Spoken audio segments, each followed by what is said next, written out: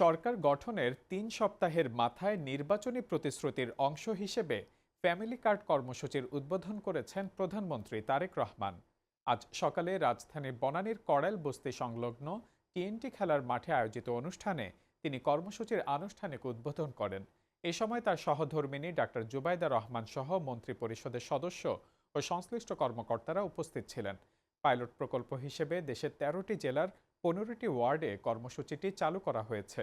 যাচাই বাছাই শেষে ৩৭,৫৬৭টি নারী প্রধান পরিবারকে এই সহায়তার জন্য নির্বাচিত করা হয়েছে।